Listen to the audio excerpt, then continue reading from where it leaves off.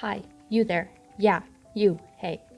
Have you ever thought about the origins of music? Like, where did it even come from anyway? Who came up with it? How old is music?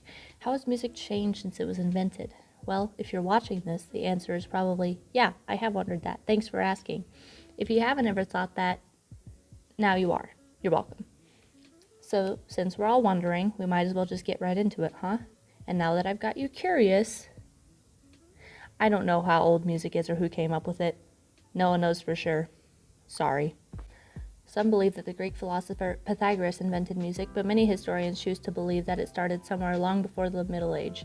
Thousands of years ago, tribes in Africa started using rhythms with drumming and chanting for dances and rituals. They didn't have wind instruments in the beginning. They didn't need them. Their voices were their instruments, imitating different animals, sounds, feelings, all with their voices. Tribes continued with drumming, chanting, and singing for centuries until, yes, finally, the Middle Age came around.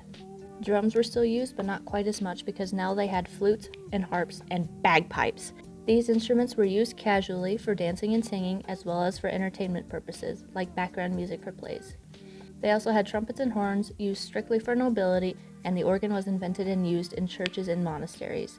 There were musicians from the Middle Ages, such as Perrotin and Leonin, both of which you've probably never heard of.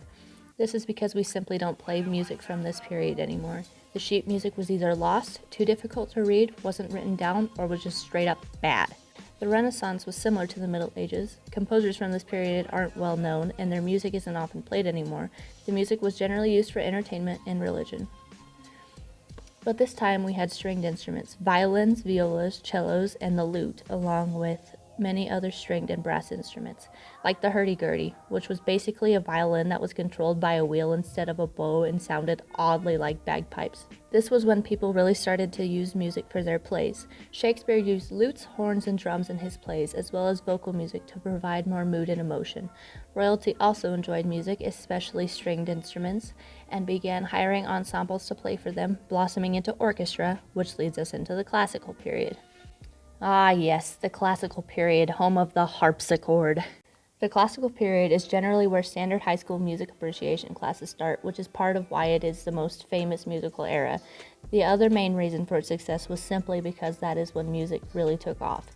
Composers such as Beethoven, Mozart, Bach, and Chopin thrived during this period and shaped classical music, producing many well-known orchestral works such as Beethoven's Ninth Symphony, Pachelbel's Canon, and the Wedding March. Using stringed instruments like the violin and cello, along with clarinets, horns, timpanis, and harpsichords, composers created dramatic masterpieces that are still loved and played today in schools and homes. Though somehow, around 1830, the composers managed to create even more dramatic and emotional symphonies and songs. This was known as the Romantic period, where we started to see simply 2 to 4 minute songs that held their own individual themes, unlike the symphonies and orchestras whose songs all held the same theme. Many of the same composers from the classical period, like Beethoven and Chopin, were popular during the Romantic period as well. The same instruments were being used as well, except the harpsichord was replaced with a standard keyboard piano. This continued until 1920, when the post-Great War period happened, bringing jazz, ragtime, blues, and into rock, country, and pop. But that's for another time.